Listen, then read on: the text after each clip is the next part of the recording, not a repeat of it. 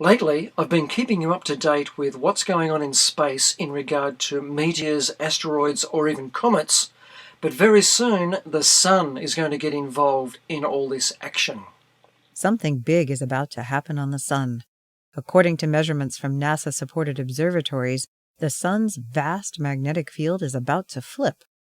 It looks like we're no more than 3 to 4 months away from a complete field reversal, says solar physicist Todd Huxtema of Stanford University.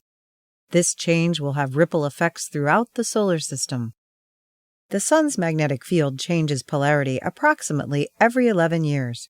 It happens at the peak of each solar cycle, as the Sun's inner magnetic dynamo reorganizes itself.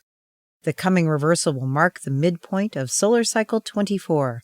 Half of solar max will be behind us, with half yet to come.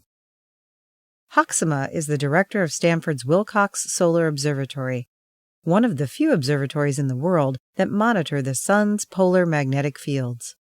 The poles are a herald of change.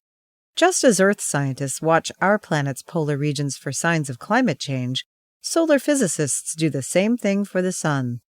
Magnetograms at Wilcox have been tracking the Sun's polar magnetism since 1976, and they have recorded 3 grand reversals, with a 4th in the offing. Solar physicist Phil Shearer, also at Stanford, describes what happens.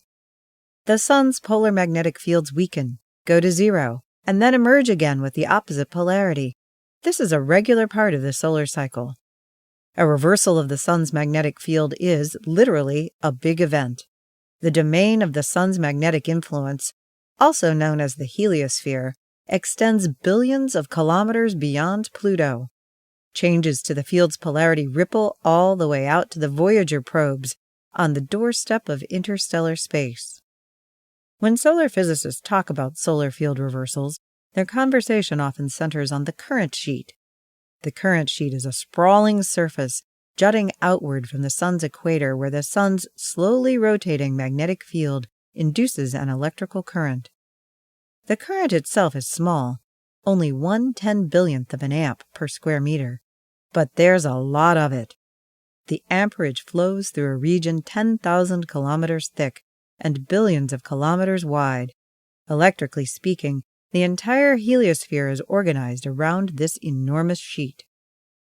During field reversals, the current sheet becomes very wavy. Shearer likens the undulations to the seams on a baseball.